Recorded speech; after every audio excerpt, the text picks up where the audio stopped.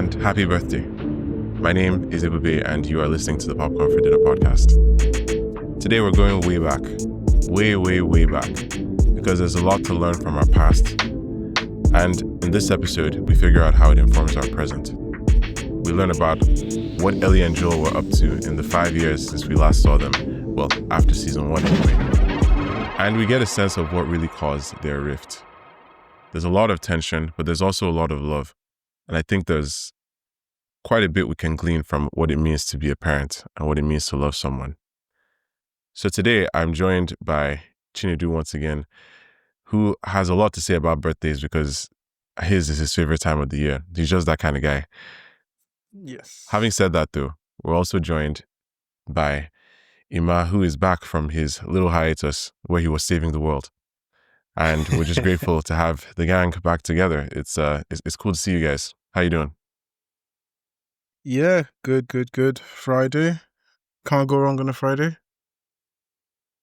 You know what? I love that. Are you supposed to say when we're recording? What happened to movie magic? Aren't we recording this straight after the episode? Okay, well, sorry. Make believe. Happy Monday, guys. Yeah. I'm so sad. Capitalism has got me again. Wow. You see how you just killed this guy's joy? It's crazy. It's crazy. But you know what? Speaking of joy, do you guys have any very memorable birthdays? Obviously, that's a big story device in this episode. Yeah. I've had a wild birthday and I've had a great birthday. Start anywhere. It's okay. We're attentive.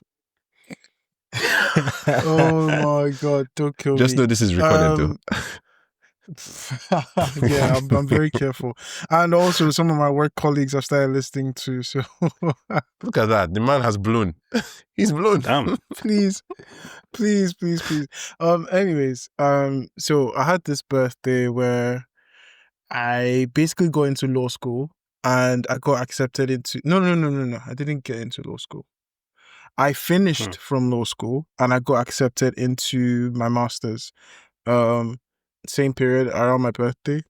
And then I had the bright idea to drink for 36 hours straight. Whatever type of drink that there was around, I had it, man. I had it. Whiskey, vodka, Bailey's, Bullet, wine. Yeah. It was amazing. It was a cocktail. Yeah. And so I started Bullets from took me 10 out. p.m. the night before. Bullets took me out, man. Bullets. The guy started up on porch. Like whiskey, Bailey, bullets. You guys tried to sneak it in. Anyone who's familiar with bullets knows how deadly it is. So yeah, I started 10 p.m. the night before. And I think I finished. Yeah, bro, I made some very terrible decisions that day. That is not pod friendly, but yes. Well, I'm glad you survived. I guess. Just tell us one or two. No. Just for the content. Just tell us one or two. No. Producer, you're already here. Are you concerned?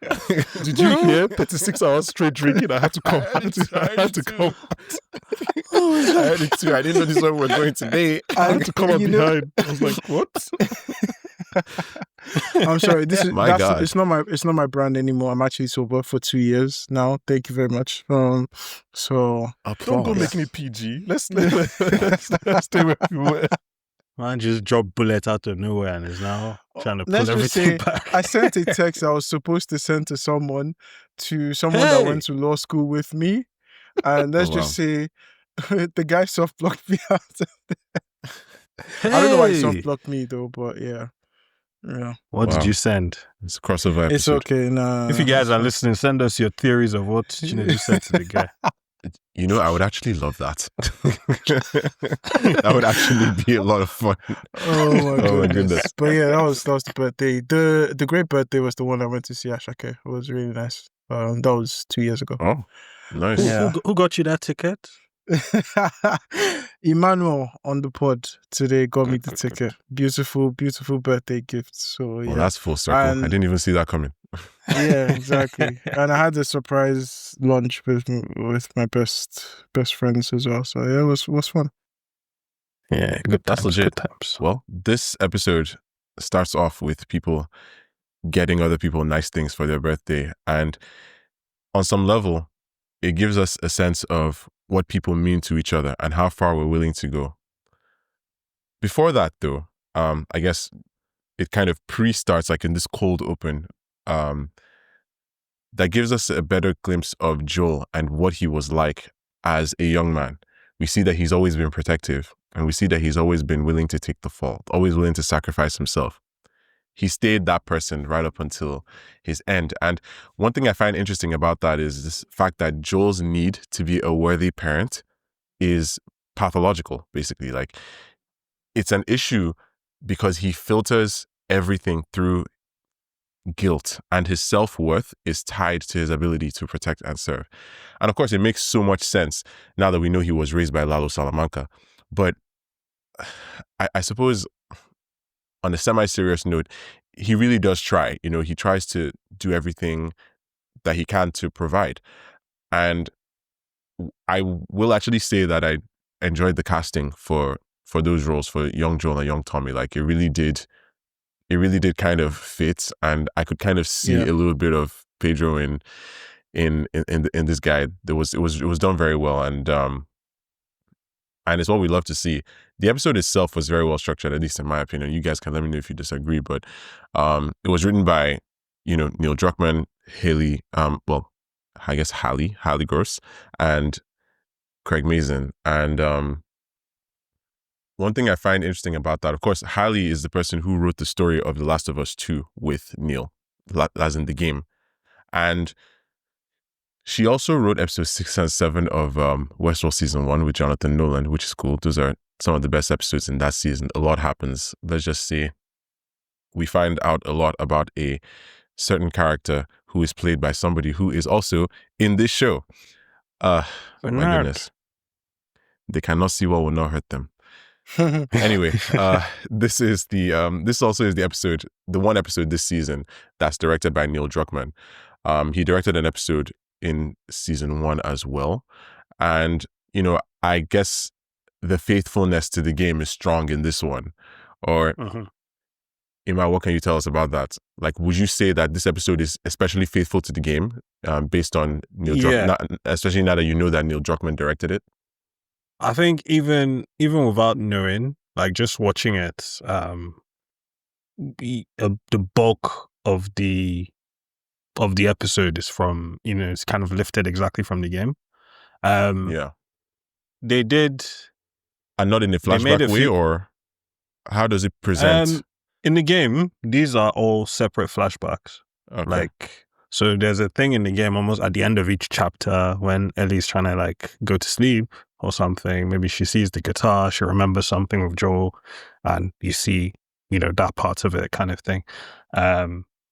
So makes sense. It was interesting the way they structured it here, which I like it, because, you have this one, I guess, logically, you have a one big like Pedro Pascal episode. You don't want him coming back for like 5 seconds across episodes or whatever. You have that one episode where you can, get the full breadth of, having him there. But then also, they kind of use the birthday thing to thread it together, because in the game, like I think 1 or 2 of them are actually her birthday. The rest are just kind of other flashbacks, other little adventures or things that they go through together. So threading it together like that, and giving us a scene that anyone who's played the game would probably say that is the best scene from the game, which is 2 of them at the porch talking about the choice, as it's called, is really great. There's a few changes in how things play out there, obviously bringing in Eugene and that kind of bit. But I actually think I actually like what they did in the show better than the game in that aspect, in terms of how they put it together. But yeah, it's a very faithful adaptation. The scenes with the museum, the little rocket ship, the audio, all those are like Yeah. lifted. I really like how they brought her imagination to life there. Yeah, and all those are lifted straight from the game. It was like that in the game as well. Yeah, which is what I loved Oh. about that scene in the game. Like, you actually get the sound effect and, you know, the whole thing. And it's like, you know, just the joy on in the game. It's younger Ellie kind of thing. And in the game, obviously, it's a bit more like striking because, you know, there's no time in video games. So they look exactly like they look like in the first game, which you haven't seen throughout you've been playing, and you're just like, oh, you know, that nostalgic feeling. Here, obviously, they try their best with like the makeup and the wardrobe, but you know, there's still that little bit of like, it still looks a bit older than he did in season 1 kind of thing. But but I think the feeling was still really strong. And yeah, and you talked about that little bit with Tony Dalton, who I feel like I see in a lot of things recently. He just pops up everywhere now. So seeing him as their dad was interesting. I've never heard about Tommy and Joel's dad, and seeing that they were raised by a police officer kind of makes sense. Really does. Protect and just serve. with how, exactly, yeah, and how, I guess how, what's it called? How structured they are, because they are very like by the book people. Like they have discipline, you know, like, in a sense. Yeah, exactly. Like even when, you know, we'll get to it, but like even how Joel deals with Eugene, that's like how a man in uniform would deal with it. It's like, I mean, they both this has enlisted, to right? happen. Tommy and Joel were both military men at some point. Yeah, true. Yeah, actually, or was it only Tommy that did that? Tommy was the one that was I know they part of they were the doing something Fireflies. before they started working in construction. Yeah, Tommy. Oh, I know Tommy joined the Fireflies, but before that, I'm trying to remember. I don't know if Joel before the actually world enlisted. fell apart. Anyway. Yeah, I don't know. I can't remember exactly if Joel enlisted, but I think Tommy was for sure. Yeah. But yeah, it's nice to actually see that bit. And it's almost interesting to kind of have that thread of, you know, his dad telling him he feels he's doing better than his dad and he hopes Joel is going to do better than him. And Joel almost in that porch, that scene on the porch again, That's what he says, right? Because Craig Mazin just loves to bookend things. Yeah, exactly. Beautiful scene. So it's just like, so those are the kind of little things I like where like there's a bit of, so it's the same line from the game, but it's a bit of extra, you know, for lack of a better term. So yeah, I really enjoyed like how the episode was structured kind of thing. And I think, yeah, having a quote unquote farewell Joel episode is great. And I like that closure. It's coming. Yeah, and I like it's coming 3 episodes after. It's not like the very next episode. Like if this was episode 3, like after it passed, I feel like it wouldn't hit the same. So yeah. I actually saw a take online where someone was saying that, and this is obviously from the voices of, you know, some of the people who are of the opinion that the romance plot between Dina and Ellie is taking up too much screen time and story time, and we're losing some narrative beats there. I mean, everybody has an opinion on this one way or another, I guess. Some of those voices kind of feel like a lot of those events should have had a bit more conflict between Ellie and Dina, such that they could have then, you know, come back together and, you know, been saved or whatever by Tommy/Jesse, and then we get the flashback. So basically the flashback would have been in episode 5, because I think some people are concerned now that, like, since this, because obviously with the preview for this episode, it was clear that it was going to be a flashback episode. People are like, okay, that then leaves us one more episode in this 7-episode season to get to a point where we can actually put a pause and have like a satisfying conclusion to this section of the story. Because I think there are some people who are worried that we're not even going to see Abby this season anymore. Yeah. But, you know, like I said from the beginning that I think seasons 2 and 3 are going to be like 2A and 2B almost, because of how I feel like they're splitting the story from the game. The people that say, or the voices that say what you want, basically what they're asking for is what happens in the game, which is that Ellie and Dina have a lot more friction before they do come back together. Where Ellie actually calls Dina a burden for hiding the pregnancy. And it's a big argument as opposed to I'm going to be a dad. So you can see Well, that that's it's very definitely a jarring for contrast. people. Yeah, you Yeah, can see it's very yeah. jarring for people because, like, in the Okay. game, she finds out and she's like, "How long have you known?" And Dina's like, "Oh, actually, for a few weeks." She's like, "We could have told me and we could have turned back. You know, like we don't have to come on a revenge." I can't lie, I would have been frustrated too. It's like we're on a revenge quest here. Like this changes a lot. She was like, Yeah. exactly. So that's why people are complaining. So No she was like, passengers. she told me. You brought one. Oh my god. Christ. But yeah, so like for me too, I think I kind of feel like that's a bit more realistic of like, okay, why didn't you tell me we could have gone back? And Dina is like, oh, I didn't want to bear a burden, and Ellie's upset and it's like, well, now you are. That was kind of the argument they had. That's rough, man. That's actually very rough. but yeah, so obviously the way it played out here is a lot different. It's like, oh, I'm gonna be a dad, and like I keep saying, just poor Jesse. He saves them again and doesn't know they've already planned to take his baby. But but anyway, yeah. Just to say, like, I can get where those voices are kind of coming from in that aspect, but I want to believe that. So from I mentioned from the moment when they left or how they left Jackson to go on this mission, I said it's a bit different from the game. So I feel like I feel like there's a twist coming. I have a suspicion of what it might be, but I'll have to keep that for now. But I feel like there's a twist coming that kind of relies on some of these changes they've made. So I'll say, yeah, let's see how it goes.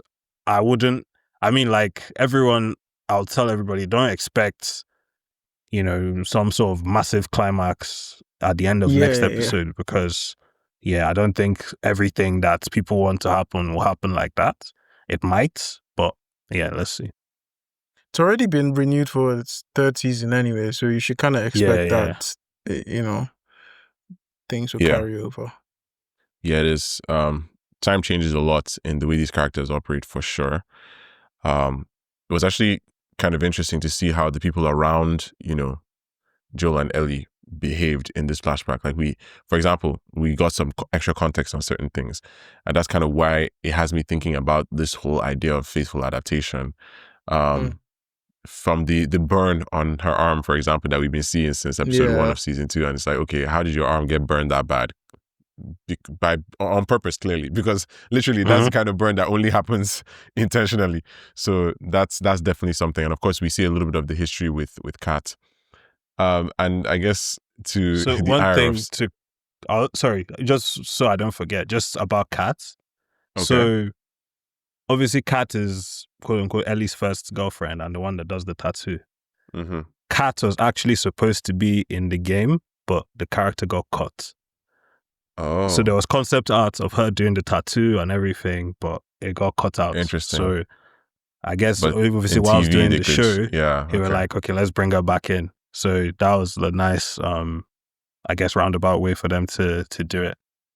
It's pretty cool, actually. And it's not even just Kat. It's people like Seth, which I guess would draw the ire of some people, because I know there are some people, maybe some not too far from us right now, who are tired of seeing Seth. But I think this idea of him saying, the new guy, to like you saying that to now being the one who's like, they came and took one of our own. What are we going to do about it? That's quite an arc for him to have, and that's very interesting. Of course, we see that Seth scene though. Is Lego a good trade for Kick? Would you make that trade? It's his grandkids. Remember, listen, man. Things are as valuable 50 as years from whatever somebody's willing to pay. No. No. To be honest, I don't even know who does. I mean, some people are doing weed for therapy, so exchange rates. Yeah, man. It's literally it's all in perceived value, and he said it's for his grandkids. Yeah, so. No. I think I'm asking from the point of like, I don't know who gets a better deal with that, like Cake for Lego kind of thing. Because I'd say Joel. I guess they both got a good deal, because for Seth, it's not even something. Both of them are getting something that they are not necessarily going to use. It's not for them. The joy of your grandkids is priceless. It's literally. That's fair. They're both kind of trying to provide for because the children. I was just thinking, I was like, Legos basically survive anything. So is it like, does Joel have to bring something every year? Or is it like, okay, since the Legos are going to last, there's going to be Legos for cake every year? You know, I was trying to think of the what do you call it? The exchange and stuff, just to basically think, because I was like, and also I was like, I didn't think Seth, maybe, I don't know if this is a me thing. I was like, grandkids, that felt like, that made him seem older than I thought he was. I mean, he looks like he I don't could know if have that was just me. like very young grandkids. Like he looks to be in like at maybe least they're late 2 years, 60s, three. like mid 60s, something like that. Because he's older than Joel, and by the time we see Joel in season 2, he's in his 60s. And when he said that he was a cop, like it just immediately made sense to me. I just want to know how he, like whether it was the apocalypse that made him a former policeman who also cooks and bakes. like honestly, the end of the world changes a man, obviously. But I'm just wondering, like, did he always have those hobbies? Do to someone. Yeah, like that's the thing. Like that's another thing this episode kind of shows us, like the importance of having hobbies, because we see what these people were doing, like in their actual lives, like when there was peace. Like it's like we saw a lot of struggle, and then there was peace that the show just decided, oh, we're not going to show you that. Let's go back to the struggle. So I think this idea of Joel having restoration and being somebody who wants to work with his hands, like that's very interesting to me, and it says a lot about his personality. I mean, even that bone that he asked for, like I can't even start explaining to you guys how impressive it is that he created an actual bone saddle for that guitar out of bone, but it's like fashioned it with his own hands and then put it on a Taylor guitar, which, by the way, those are also not cheap. But I guess anything is possible in the apocalypse. It was just cool to see him restoring something like that, because it's definitely not light work. It takes a lot of skill, and he actually even gets vulnerable, when he's singing Future Days, which obviously tells us how Ellie first, got into that song and everything. She was about to sing it on stage, right in the previous episode, right before things kind of got crazy. So I feel like all of these different things showing us the past, they're giving us a sense of, kind of slowly introducing us to how their relationship altered. Like there was always love, but then she became obviously an older teenager, and then there was a little bit of rebellion. There was a little bit of misunderstanding with the whole, like, you don't understand what you're saying. Yeah, he's like, oh, you don't understand what you're saying. We'll discuss this when you're yourself. I'm just like, oh, bro, don't do that. Don't do that. I was a bit disappointed as well. Like, I guess I was like, oh, Ellie and Dina, I guess they have a lot more in common than anyone realized. And sure, like, there's this disappointment there, but in the end, it's just like we said about Seth. Like, this guy is somebody who came from 2003 Texas, raised by a cop. Like, fair. It's like, it's funny. Like, he was even talking about, oh, I've been seeing how you look at Jesse. Yeah, he was so off base. Yeah, he's like, I have a keen eye for these things. Like, your eye is so keen that you literally cannot see she's gay. like short thing, bro. Yeah, she's just there like, of course. It's like, this is just, fooling around. It's like, oh, I wasn't fooling around. And, honestly, everything was so rosy that that's what he said. Like, he relented actually really fast when she said that the stuff with the girl, quote unquote, wasn't fooling around. And I was like, is he really that uncomfortable? Like, she was trying to move out of the house into the garage in the rain, which, insane. Like, just let's not do that. You get pneumonia. But in any case, it's like, is he trying to give her own space just because he can't handle this? Like, he was so uncomfortable that he was literally going to be like, okay, you know what? Yeah, maybe you do need your own space. I'm like, no, bro, engage. Engage. Like, I'm just like, I don't know. Like, I was like, after everything you've done, the dinosaurs, like, he obviously, there was some guilt, right? Like, clearly he felt bad. He's like, okay, yeah, like, this, I've now made this too awkward. Maybe I should just allow you to live somewhere. So that now tells us that, because obviously that was birthday 17. So that means by the time we see the start of season 2, she's been living in that garage for 2 years. Yeah. I'm sure in Joel's mind, it's like, oh, no, it's fine. It's going to be a few weeks. Bro, she never came back.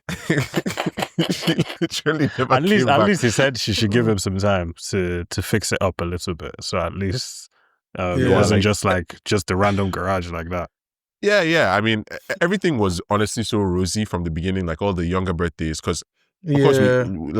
let's not forget that first birthday we see, the 15th birthday, that's 2 months after the events After of season the one, season yeah. 1 finale. Mhm. So like they've only been around. Like Seth is obviously still calling him the new guy, and in my head it's like, okay, where is the conflict going to come from? And I guess that's the thing about kids, you want them to grow up so they understand, and then they actually grow up, and then you become the one who doesn't understand. Like Yep. it's interesting. It's just like I think it was Kat that said something like, "Oh well, I'm 19." And it's like, Oh no, because it's like she's 17 by the way. It's like, well, I'm 19. It's like, bro, yeah. she literally does not understand the point. Like, she's too young to understand the laws. Like, she was born after. Nah, oh my god, that was But actually Joe- a very funny rag. Joe was like, Joe was just Joe like, was like, what? Joe was like, I'm homophobic, but first of all, like, she's 17.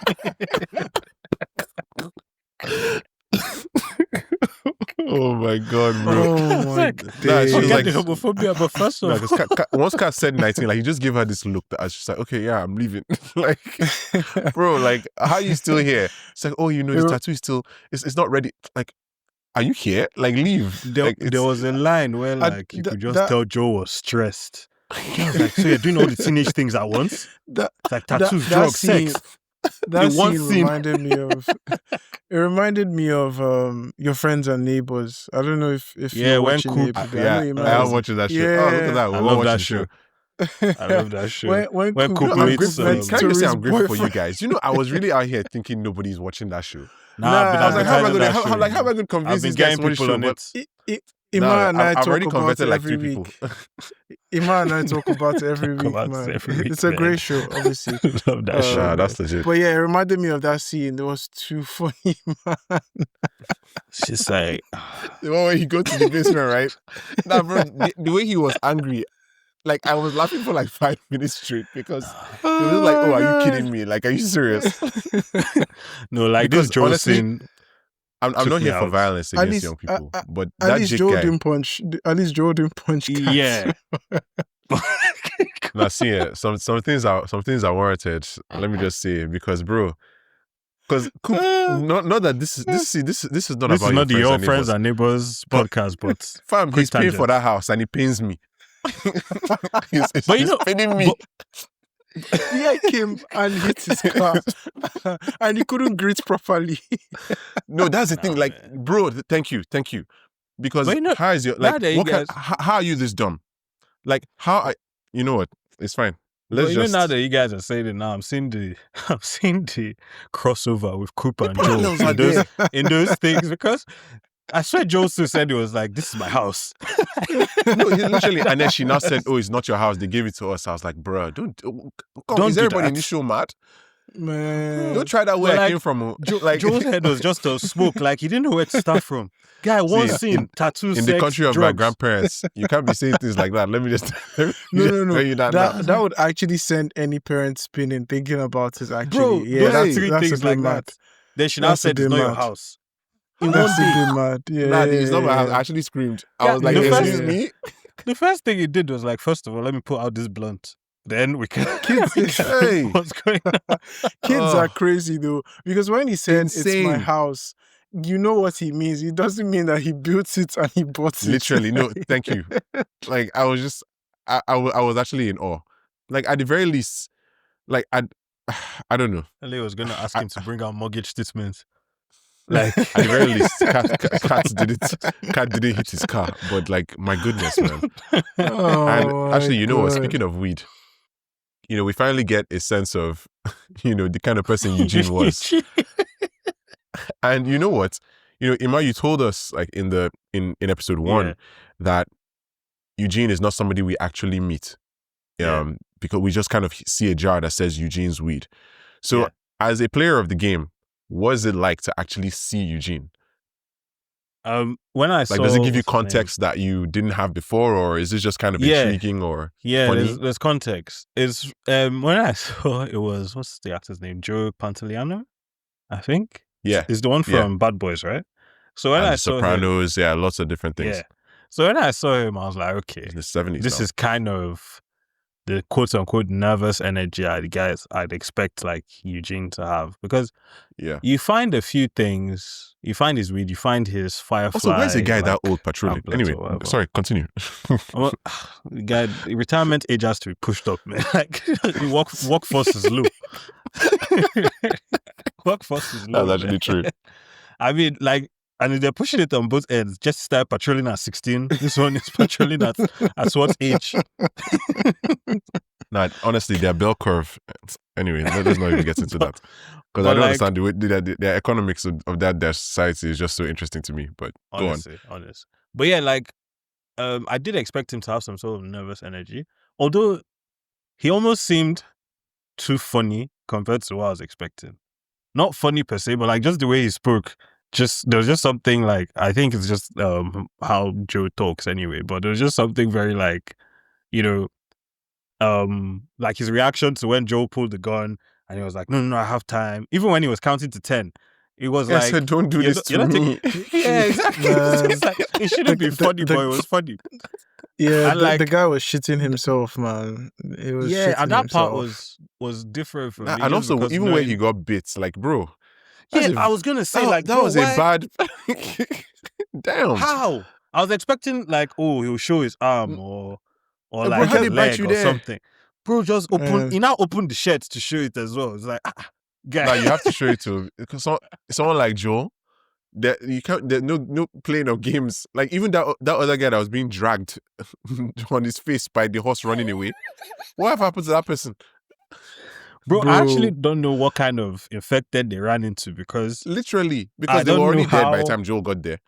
Yeah, I don't know what kind of this thing, but I said the only thing was that I felt like he was a bit more comedic, because obviously they talk about like Eugene being like a firefly and stuff, and maybe this is on me because I normally think that the fireflies were hard, like, because they're like military kind of thing. So I thought that, it would be more of a, I don't know how to put it, more of a hard ass kind of personality. But maybe it's just because of where we're meeting him, because we're meeting him at his end, basically. And I guess maybe that's one thing I would have liked to see, like, if that's what they were going for, just for us to know that, oh, this is how, people break down when it's like your life is going away and you don't really have any control about of it at all.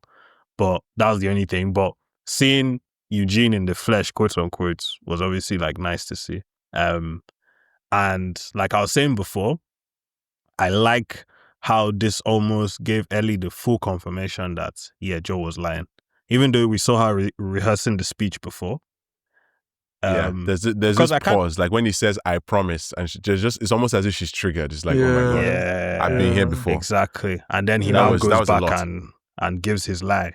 So I definitely prefer how they did it here than in the game. Because in the game, I think it's one of the worst flashbacks in the game of how she finds out that he lied. I think it was her birthday as well, but basically in the game, in a flashback, you see that she actually left and goes back to the hospital itself. And she sees like the bodies, she starts to put things together basically. And she also finds a recording as well of like Abby's dad or the nurses or somebody they share a recording. And Joel obviously is like, oh, he finds her and is like, why would you run off like that? And she throws him the tape and tells him to start talking or else. And that if he doesn't tell her everything, he'll never see her again. But if he does, she can promise she'll at least go back to Jackson. And whatever happens, happens. But obviously Joel at that point is like, I'd rather be seeing you even if you don't talk to me. So he tells her. Yeah, this idea of, I don't think I can forgive you for this, but I think I'd like to try. That's good. And it shows that at least the love is strong. And honestly, the performances, incredible. Bro, it's every insane. question she asked, and all you can do is nod because he can't even say it. Like he literally can't even say it. Like, and that was amazing. Like the scene was carried so well emotionally, and it was excellent. Like right from the point where, like, before they even killed Eugene, and he's like, like once he said those words, I promise, like I knew it was like, okay, this is the straw that broke the infected's back. Like this is it. Like this is what leads to them getting into that rift. And then that cock and bull story he gives to Gil. Nah, guy, With I so can't lie. much As he was telling that gusto. story, I was just there like, eh? Guy, see Lamba. He now started adding what was not needed. He did Guy was exactly. like, he went I out think that's brave. actually what annoyed He did Ellie. it He's himself. like, nah, you're adding too much Jara. I'm sorry, I can't allow this. As my Nigerians would say, "Oh, more cold catch me, oh, cold catch me." Bro, I just the guy said, "Oh, he was real brave. He said he loves you, and then he did it himself." I'm like, brother, It is, now, no, why did you have to saying act is that, that like, one, bro, why now? bro? Why? Look at the now? direction of the gunshot. Like, how about? Like, don't do Bro. this. Was that why you made Look. it a headshot? Guy, No, that's why. No, I of- knew. Once he told him, I'm going to need you to not turn around. I knew. But then, like, who shoots themselves in the back of the head? like, you didn't have to add that one. So do you Oh think my the guy was God. like So this, or what was he trying to? Man, that lie was But- just too much. That was when Ellie was like, "Yeah, I have to." Like this guy, yeah. because she But could I mean- see that this guy is actually such a good liar because it's the exact same energy, the same cadence he used to talk to her. Bro, Like, just the way she Bro, said, it's crazy. that's not what happened. And like, she probably did it because, like, the way she said, I don't know, the way he said what he said, like, it just made her so uncomfortable. Pissed off, yeah. You know, like, it made her confront the truth that she'd been running from. Yeah, like, yeah. it's crazy. I was going to say, have we seen? I feel like before Joe started us answering those questions, I feel like I've seen him answer questions like that tight-lipped before. Is that Joel, or am I remembering wrongly? Or has Pedro Pascal acted a role where? Because I think was it's a bit that- of both. I think it's a character choice he made. yeah. No, I think Chinedu means before. Are you thinking of the therapy scene? Possibly. I think it Did was she the ask him therapy questions scene. and he didn't? He She asked a couldn't- bunch of questions that he couldn't- wasn't really answering, and then Yeah, he finally couldn't- answered the last yeah, one, which was kind of yeah, like, yeah. you know, what did you do something to her? Yeah. And then he gets up and says, And I saved her. I don't know, for with some tears in his reason I eyes. liked that because he meant to me that I knew this character, because I knew Yeah. he was not going to answer it verbally. Do you get what I mean? Mhm. So and I Yeah. love that. I love that they kept that consistent throughout. Mhm. Because it And just that tells us that consistency we know. was kind of visible in Ellie too, because even when they're dragging Eugene away, and he's telling her, you know, when we get there, you know, I'll tell Gil what she needs to know, nothing more, is the right thing to do. And like Ellie's just there keeping quiet, crying, just not saying anything, which is basically what she would do. And I'm just thinking, like, Joel, man, like, how can somebody have such a self-awareness deficit? Like, Not do you gonna realize who lie. you're talking to? The one person Yeah. the one person I think- whose agency you stole more than anyone else in the world, you're saying, oh, you know, this was the right thing to do. Nah, But I knew he was Joe cooked has from- this thing of like, I think he has this thing of like, this thing has passed, like, well, we've moved on. I think that's just how he is as a person. So I think after everything with Ellie and telling her bury it to be strong type of thing. that stupid lie of dozens of immune people or whatever, I think in his head it's just like, that's past, we've moved on. Nah, So I when love he how starts- the questions, those are the questions she's holding on to, and she literally has it in her script. Bro. It's like, okay, where did the raiders come from? How did we leave? You know, when they It's like, oh, whilst you were carrying me, you killed all of them. Bro. I think that was a nod at the fans, because I think in the first episode when we did this, I was talking about like the lie was just so terrible. Like there's just so many holes in that Yeah. lie. Yeah. So I feel like they literally started listing the things that people have complained about in that Yeah. whole scene for years because now. they know they don't Um, make sense. Yeah, yeah. because like when did the Yeah. first game come out? 2013. I feel like ever since then, you've been hearing this thing of like, that was such a terrible lie. Like that's why like even the soundtrack from that moment is like the most popular thing on like the Last of Us soundtrack, The Choice, because that's what people always go back to of like, this was actually terrible. Like how did he actually just with all the time she was asleep, this is all he could cook up. Like I think it's a matter of the way he understood her intelligence. I think he just underestimated how smart a Yeah. 14-year-old could be. Yeah. You know, one of those Yeah. things where like I see it sometimes, like people are talking to like their 4-year-old or their 5-year-old, and the person is actually just looking at them like, you expect me to believe that? Like children literally will be looking at you like, do you think I'm stupid? Oh my god. Just quickly, I first want to shout out, those are two very good pulls, Emma, what you said about Joe, because I think Tommy mentioned it earlier in the episode, in the end season, about how like, if it's revenge, Joe will not do. If he's to go and find you, he'll find you, but if you're dead, like he's just like, what has happened Yeah. has happened kind of thing. Mhm. And then Chinedu, what you're saying about Pedro's acting, I think the therapy scene is a good pull. But also last season when Tess is about to die and she's like, don't speak, just nod that you know what I'm talking about and go save this girl. I have a question for you guys. First of all, it's wild that like Emma saw a man about to die on his deathbed and is like, this is a very comical scene. I'm just like, I don't. I didn't say comical. I just said the energy is a bit. The more man was comical shitting than I himself, expected. and the man was like, "This guy's a bit too funny." But before we get any mentions or comments, yes, Joey Pants, The Matrix, Memento, fame. Before we did forget, before they're like, how do you forget that he was in Matrix? We know.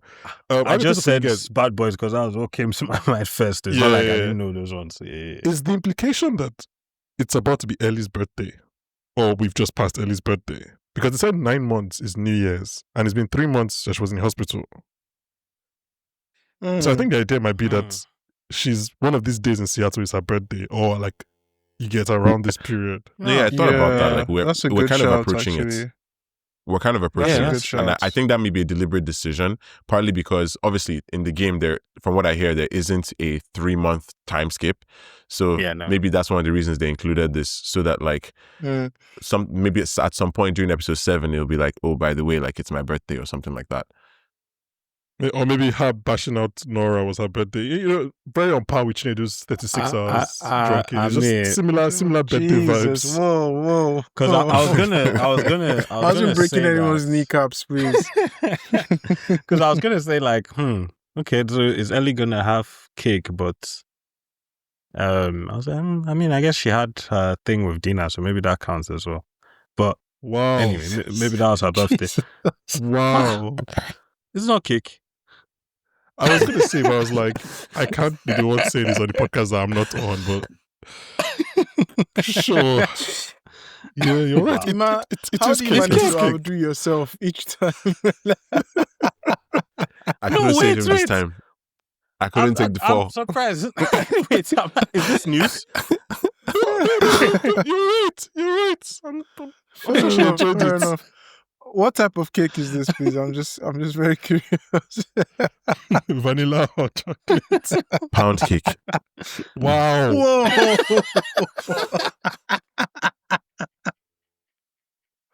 Okay. Cut the cameras. Ended there. Nothing else. Okay. Oh, God. Don't say okay like you do. That's the fictional reality that is this show. I have to say, there is something that concerned me. And I don't know if it concerned you guys too, because it seems that everywhere there's joy, there's also stress. When they're walking back from the museum, Ellie stops and looks at something. And that looked very eerily like airborne cordyceps.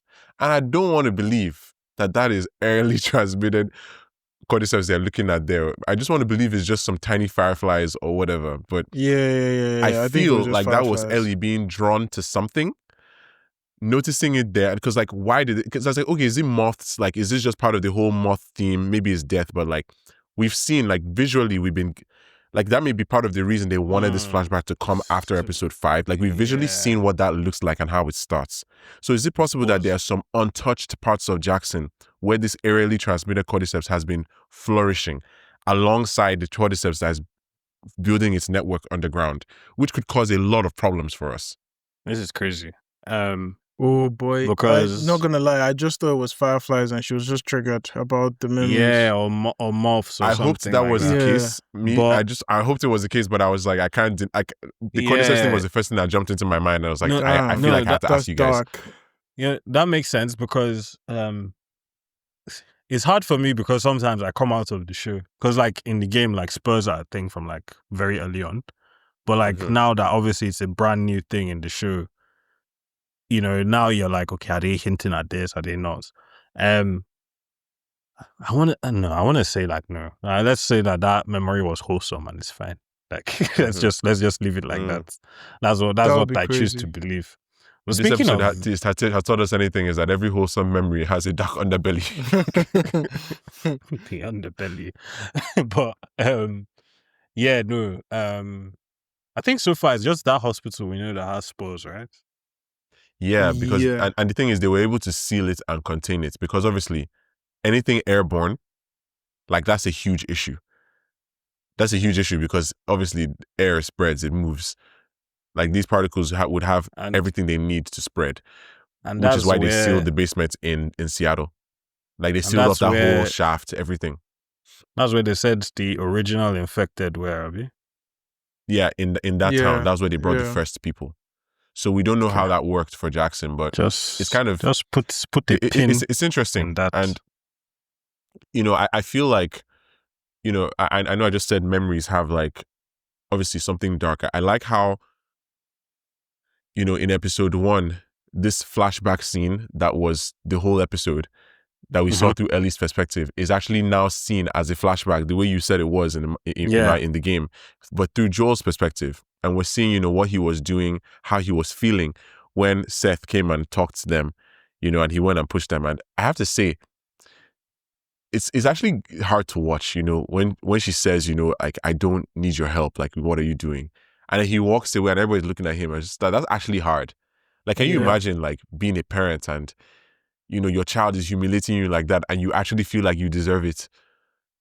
Like, it's that has to be a lot. And I don't know. Yeah. It's like it goes on to really set up that scene that we've already said is quite beautiful, right? Because, you know, it's kind of echoing some of the thoughts that I brought up when we talked about episode 1. When we talked in episode 1 about the end of season 1, you know, this idea of stolen agency, you know, we see a lot of Easter eggs throughout the episode. And obviously throughout the season, we've been learning about what Eddie likes, what those years of peace, and those 5 years of peace will have been like before, you know, this whole revenge quest thing, this idea of how she loves space and being an astronaut and stuff. We see a lot of the origins of that in this episode, right down to, and again, shout out to production design. I just love those people. They have this sticker of an astronaut playing an electric guitar that was just a nice touch. Yeah. But there was something else, like the sketches for the tattoo, right? Yeah. One of them had the words written, "You have a greater purpose." And it's very clear that that's something Ellie has been wrestling with, because everything they suffered in season 1, Ellie felt like, you know, I'm doing this because, you know, there's a chance that my life will mean something. And that's what she talks about here in that scene. That's so amazing. You know, that was my purpose. My life could have fucking mattered, but you took that from me. You took it from everyone. That is heavy.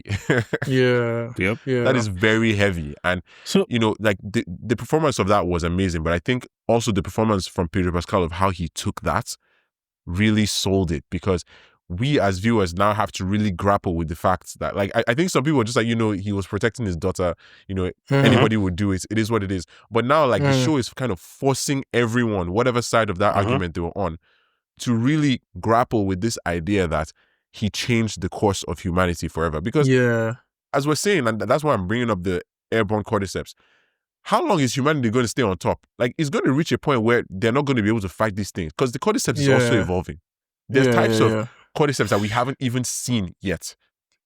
Yeah. I still maintain that we didn't see Abby's dad see Fisher, so we don't know. But so Joel is not just anti-vax. Don't know if the guy was a quack. But one thing I do want to say, like you mentioned the greater purpose for Ellie, and this is something that just popped into my head now. Because we start to see the Seraphites, and they're all about purpose and, you know, for what their matron aspires them to and all these kinds of things. The prophet? Is the prophet, yeah, sorry. I don't know why I called it the matron. But yeah. She might as well be, because nothing makes sense anymore in that place. I'm not going to lie to you. I'm scared of those people. But so whatever. I'm wondering if the show is going to draw a line between them and Ellie. Of like, Ellie is searching for this greater purpose, and these people believe they have a greater purpose through the work they're doing for their prophet to try and cleanse the world, quote unquote. I don't know what you guys think, if that's something that maybe is being seeded by that there of like Mm. It's possible. Okay, so you Maybe mean that she's there lost could be this some kind of purpose? middle ground between them because, like, of this idea of serving something greater than themselves? Yeah, I think maybe something more for like Ellie to kind of empathize with them of like, oh, I thought I had a purpose and I lost it, but these guys, they feel, they want a purpose as well, and I know It's what it hard means to to want empathize with one. people who are trying to that's actively a good disembowel point. you. But yeah. They're very violent. I don't think. Like just witnessing that. I mean, there are even some people who have said that we shouldn't have gotten. I know I kind of, spoke well of that scene we got in episode 3 where, like, it's like a pre-introduction to Seraphites. Like this idea of like, you show us the effect of something, then, you show us kind of, I guess, what people are saying about it, like after the fact, and then you now you show us after the facts first, and you show us the effect in person, and like how people are reacting to it, and then you show us it happening in real time, just to build up the idea of this, and like they kind of put that pre-step beforehand of like show us them just being peaceful, which was clearly a red herring. Some people are saying that we shouldn't have had that, but for a different reason. They were saying that this, and Emma, correct me if I've understood this wrongly here, but the Seraphites were introduced that way, that we see them in the forest cutting and disemboweling someone in the game. So like by the time you see that in the game, you have no idea who these people are, and it's just pure shock value. Those guys are scary. Yeah, like I remember the first time seeing them in the game, I'm like, who the hell are these people? Bro, Because all you get, they show it in the game. They show the whole disemboweling. religion and violence. Is that an actual thing they do? No, in the they game don't too? show the guts or whatever, but like they are very brutal. Like you see them with their hammers, they're hanging people, they're doing, and you're just like, how did we get to this? Because literally Yeah. you're just walking through the thing, and then you hear the whistles, and then you're like, huh? And you're obviously your character's in the corner, you see them doing all of this, and then you're like, what the hell is going on? And they're like the worst people to deal with because like They don't any value sound. reason. They don't value nuance. Yeah, and even Yeah, like the it's- way the gameplay is with them is tough because you have to be very stealthy because like Yeah. they notice would obviously movements they and whistle they don't and communicate if they in a don't way hear that the you other one understand. whistle back, Yeah. they will come there and look, that kind Yeah. of thing. So like Yeah. in the Damn. game you have to use like, I don't know if they're going to do this on the show, but in the game you have to use a bow and arrow because any gunfire they will all swarm on you. So That Damn. is true. I But don't know if Ima- Ellie's going to learn how to shoot, but that's a different thing. So, as Sorry? someone who played the game, let me know. So, in that way, if they're introduced that way, doesn't that immediately just paint them as villains to you when you're playing the game? How do you? Because obviously, this way, like as Ebube has said last week and this week as well, Yeah. we get the sympathy front first. So, like we're like, okay, maybe they're not So- all bad. So we get So them, we this is the essentially thing. get them humanized first. Yeah. So you Yeah. get a very human perspective from them too. Later on in the game. But isn't that anyway. too late? We've already made a case of who they are in our heads at that point. Like they have terrible people that disembowel people. No. But like this is the thing, right? Like I'm going to be very careful with this, but like every group you meet in general, like you can generalize, but like there's always nuance in it. And that's what we've kind of grown to see in this show and in every other thing, right? Like there's good people in Jackson, there's bad people in Jackson. There's no level of Yes. nuance that will make me go and start Yeah. trying to talk to the Seraphites. I'm so sorry. No, yeah, but like No, I don't know. I don't know if understand. they're gonna. Yeah. I don't know if they're gonna do the I get same you, though. thing. But there are people in there that are maybe not all in on all of this Oh, nonsense. 100%. Well, I mean, they said That's- that- that's what Isaac is capitalizing on as well. The interrogation. Yeah. The guy that he was beating was like, those guys are, I can't remember what he used. Heretics. Heretics, yeah. He said I was going heretics. to say heathens. Yeah. But heretics. So like, I guess they're already saying that there's a division within their faction. Yeah. Yeah. Mhm. So there's division. There's people that are just doing that because, like, again, you have to remember that the strong survive in this kind of things, right? So you need numbers. So there's people that are probably like, yo, I can't survive on my own. Like, if I used to join these guys, You join the biggest So- prison gang just so you can get protection. Yeah. yeah, that kind of thing. Yeah. So that's probably the big story of The Last of Us. Everybody is looking for how to survive, and like some people are like, Yeah. yo, that's WLF, that's Fedra, that's Firefly. Yeah. Nobody wants to be true. alone when this thing comes to happen. Because even like Yeah. with Abby and them, like immediately the Fireflies go down, they're like, yo, what else can we join? Oh, this guy is running WLF. Quick, let's sharply sign up there, because if we're just 7 people in this thing, we're cooked. That kind of thing. So there's always the narrative of strength in numbers with this storyline, I guess, as well. Yeah, and speaking of narrative and tone, I have a bunch of ideas regarding the way the tone is serving the narrative, and if we may have some inconsistencies. That's something for us to think about. But actually, we have a question from one of our listeners.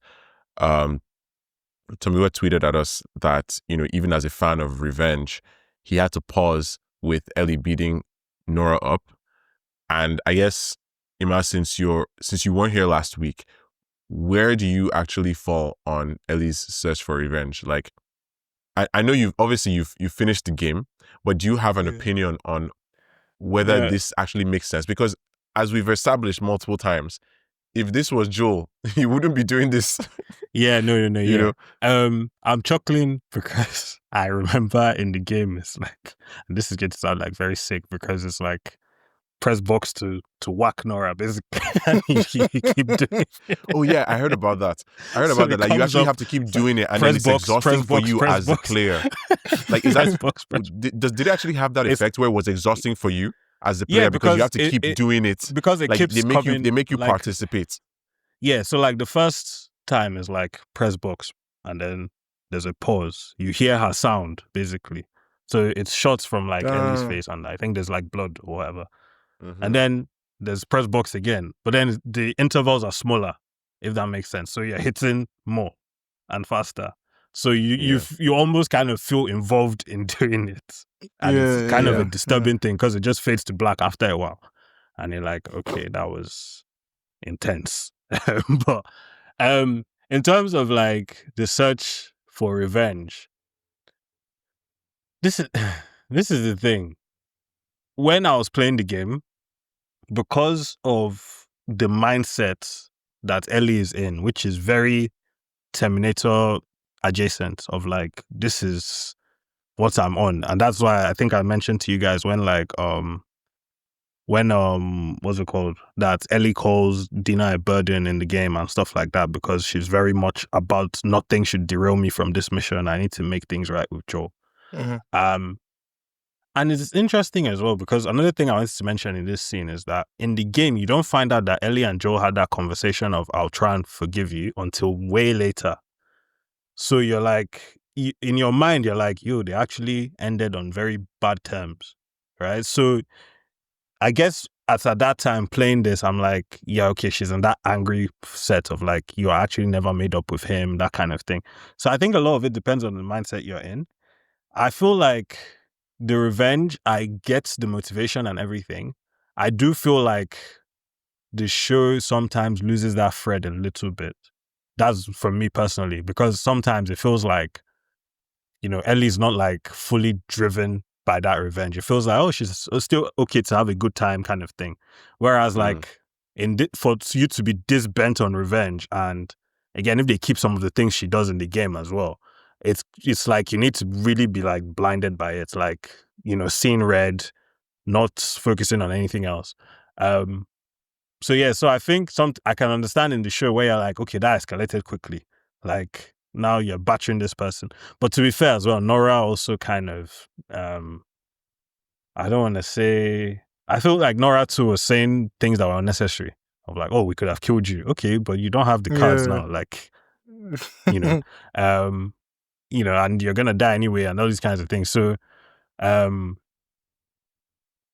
I think that thread in the show, for me personally, I think it's a little bit weaker than I would like even just judging it as a show.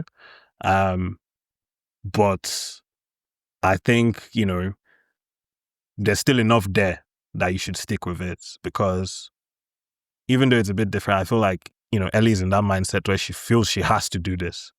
And, she doesn't want to fail at it no matter what. Because, like, if she came to this point now, like, got to that point with Nora, I was like, okay, I can't do this.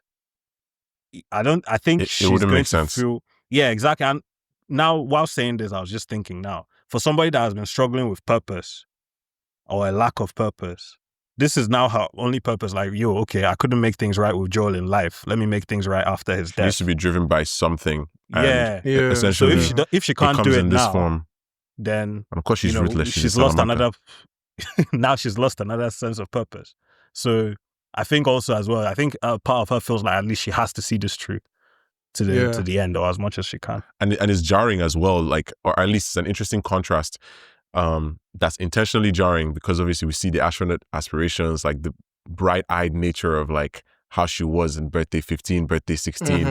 And it's like just like, wow, like adulthood really does kill dreams, because this is Tell not the me about person. it. Like the person we have now is not is not the person that we saw in those flashbacks. Bro. And it's also a testament to how a child, like a child can never truly like understand the parent's love. And I Mhm. feel like we've never heard him say he loves her before. We've never actually heard him say it, but he says Yeah. it here. And, you know, that comes out, and, you know, I'm glad that we were able to witness them actually having that moment. Mhm. Like, it's just one of those things, like, from what I hear from people who have children, it's like, you don't understand what it means to, like, what parental love means until you suddenly have your own child. And it's like, now certain things just make sense, you know? And Yeah. I think for Joel, there's probably part of that conversation he had with his dad that day at that table that he didn't understand until a certain point, until he had to make that decision. You know, he literally was willing to watch the world burn to save his child. Yeah. You know, Yeah. I I love that scene. I love that scene so much. You know, when she says, "You did it because you're selfish," and he said, "No, I did it because I love you." It was perfectly written, because I wouldn't have it any other way for him to have said it to her. And yeah, obviously him just, repeating. And to be very honest, aside the line that he says that his dad says at the start of the show, I also like the fact that we can actually tell Joel is also kind of better than his dad too as well, because he's not hitting his kid. because he strives to And be. exactly. So it's a good story that we can just see of generations of people just gradually getting better, and just trying to make that love with their kids or with their offspring, just a bit tighter without the abusive part of it. And even that scene of, when he confronts Ellie, it probably plays in his mind a bit, just, that he might be moving like his dad, which is probably why he just wanted to give her space as well. Um, so I know a lot of what Joe did was very problematic, but I liked he is problematic and he is an asshole, like she said, but He's flawed. he's constantly, yeah, he's very flawed, but he's constantly seeking improvement. And I think first and foremost, he's someone who would do anything for the people he loves. And most times you can't really fault that, sadly. Yeah. So yeah. One thing I've always liked is that Joel stood on business. Like, none of that remorse of, oh, I wish I was strong enough to do the right thing. Nah, he was like, It's like, nope, I would do it again. The Lord gave me another chance, I swear I'd do it again. Real. Oh my God. Real. Do you guys think Ellie was doing too much with that whole Eugene thing? I Like, thought about it. Obviously, no, I mean, I- just this idea of, she felt betrayed because it was almost as if there's certain things she had feared about her relationship with Joe that were suddenly confirmed to her. Yeah. So was it lashing out, or was it just her actually trying to do the right thing? Like, did she overstep by telling Gil the truth? Definitely a bit of both. Definitely a bit of both. I think I thought about it, and obviously what Joe did was terrible. But at the same time, I mean, but because I guess the question of, did Ellie reveal that for the right reasons? Yeah, is what I you're guess saying. because the other solution there is that she goes home with Joe and she tells Joe privately, but then Gail goes home living that as her truth, Yeah, So, which is what Joe and Wanda said is the right thing to Exactly. do to make this like painless. Because obviously we Exactly, see the effects of it in the present day. Like, Gail is very cynical now. I mean, But she was then- always but cynical, then- but then I guess there's different ways to always tackle a problem, because first and foremost, Joel is your adopted dad. Like you can't just throw him under the bus like that. Do you get what I mean? No matter what you think, you could have held the beef and taken it. And it ruined his rep. exactly. And at the very worst, you can tell Joe, you can make Joe go tell her the truth. But yeah, that was, and I think especially because the lady was mourning at the time, bro. Her emotions are already down, and you're already taking her on a roller coaster in that like moment. But you know, it's a teenager's move. It's a teenager's decision. You can see where it's coming from. So I mean, I think. Yeah, I think obviously, like, I think we can all agree that, you know, in an ideal world, you know, all things being equal, like, she should have kept quiet and talked to Joel about it privately. But this is a very emotionally charged situation. And she's like, she's She's first also of all, triggered. like, this guy is lying again. You know? Yeah. The exact same way. I'm gonna let you get the chance. It's like the exact same way, so smooth. And then Joe You can't was even tell me was I think chopping it too. I think what pissed her off as well it is very was that, triggering, to be very honest. Yeah, I think also the way Gil now came and hugged Joe like he was such a hero. I think that was when Ellie was like, nah, I can't allow this. He was there for Eugene as he went out, kind of thing. Oh and she was like, nah, man, fuck this guy and his nonsense. Like, she was like, to be very honest. To be very honest, yeah, it makes sense why Gil hates him so much, because watching that episode back, or not watching it like, back, you did what you had to do, but you didn't have to do it that way. Yeah. Also, yeah, because I always thought, Also, why you would lied. she hate him? I always thought, why would she hate him? It's like, you let me hug you. Yeah, I was. Why would she hate him for killing her husband before he turned? Like, isn't that the normal thing to do? But then this makes sense. He was such a dickhead. Like, he was, because. But then, do we think he actually had time to go see her though? But I think he had time, also, to be honest. Maybe they didn't go that far. But it was the easy route. No, but you know, just before Joe killed him, he was already getting very. Well, I mean, obviously he's getting delirious. That was just the moment that Ellie brought the horses. Yeah, and I think I can't lie to you. The risk isn't worth it. If we're being real, like, okay, that guy, like, you can't control when he's going to turn. Okay, yeah. The thing is, if they because Ellie said quickly time enough, up and put him. It could have been possible if they moved quickly enough. Because remember, they were on. They took the time to establish that we are. But on an easy route here. You know that was the moment Ellie brought the horses. So he was already starting to feel the effects. That's what I'm saying. Emphasis on could, because we don't know. This what guy can said happen. he could see her face. He was dying in that, like, he was going in that moment. I mean, no, that one was like, that was Joe that said, you know, if you really love someone, you can always see their face, kind of thing. But that's because he was dying, so he started to. But this is what I'm saying. I think the risk just wasn't worth it. Like, okay, for example, yes, this is the easiest trail, but then they happen upon people that suddenly they have to go to where people have basically, and somebody's showing that they've eaten half his rib or whatever. You know, like, anything can happen. And I think Joe never wants to be in a situation where it's like, you know, maybe they're on the way now, something delays them, and then the guy turns, and all of a sudden they are dealing with, another with, I don't know, whatever infected, he turns into, either a normal infected or whatever, and then they're now trying to, and then that time is not even, bro, stand there and let me kill you and let's move on. It's now we have to pattern it and all these kinds of things. So he's just trying to think of what is the most efficient and what's the safest situation, basically. Also, we have to remember, Ellie does all these things from a point of privilege. She can't turn. Yeah. So yeah, that's true. She's very like, oh, let's enter here. Oh, let's do this, let's do that. Sis, you're immune. We understand. The whole time Joel is out there with his rifle, like, don't come near me. You get what I mean?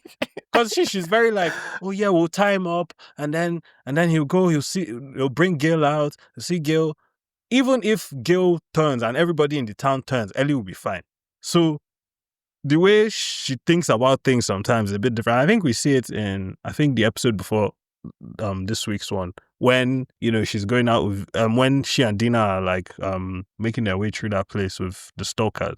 And the first thing Ellie just says is that, yeah, of course I should be the one to go because I can't get infected. You can be torn apart though, but I mean, but, you know, like, her risk level is lower. Yeah. Joel's an old man, you know? And I guess that brings me to kind of the last thing that I wanted us to discuss, or at least something that's been on my mind, this idea of the tonal inconsistencies, like I said, right? Like, Mhm. I'm wondering if there might be people who think this show is a bit too YA media, YA story coded now.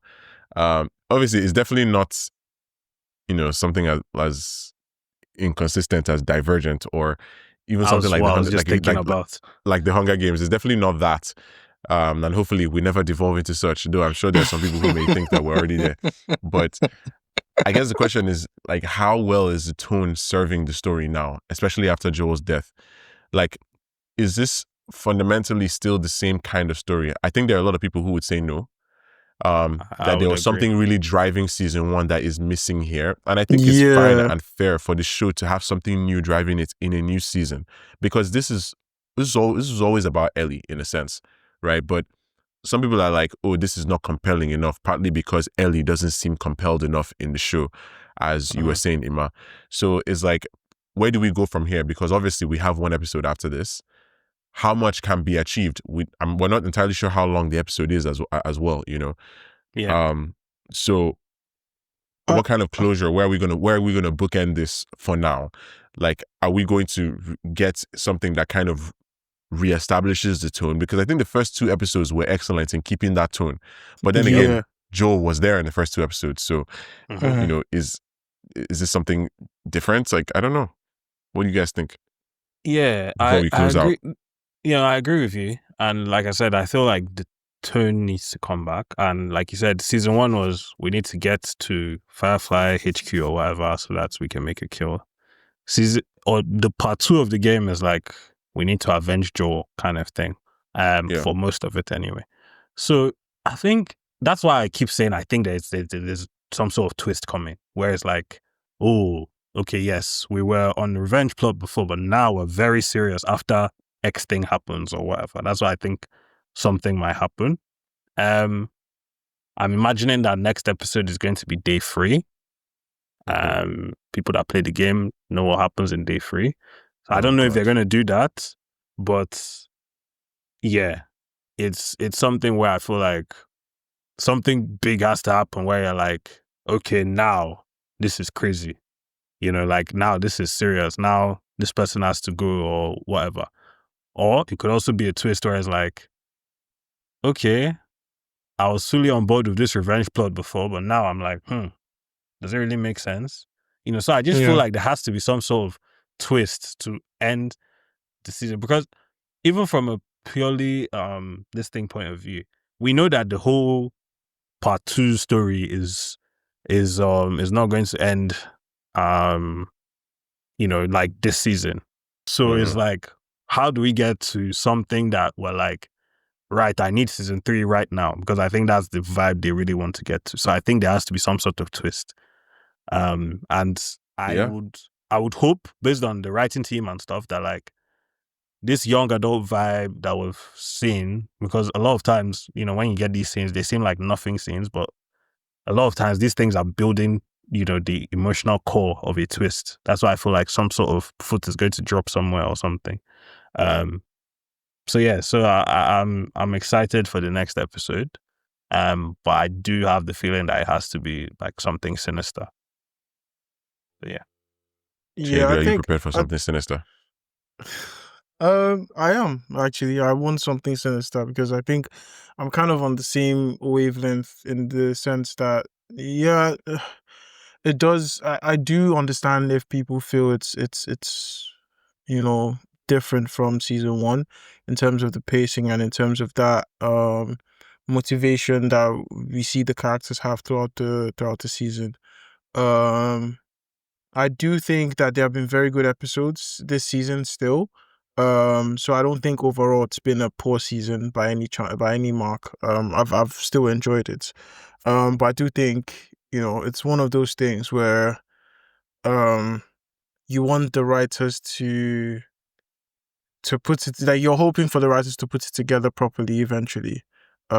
Because what we have seen so far, you want it all to come together. I think I want it to come together in the next episode, and I think they probably will. They've done very good.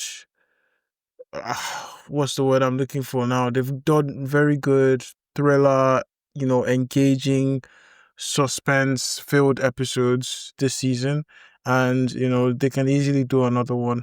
So it would be good to see if that's thing that we pointed out as the flashback, if it's airborne, and if Jackson is affected. Because think about this episode, I obviously like the last season, Ellie was 14 and she's 19 now, but you don't put it into your head that Jackson has been comfortable for 5 years.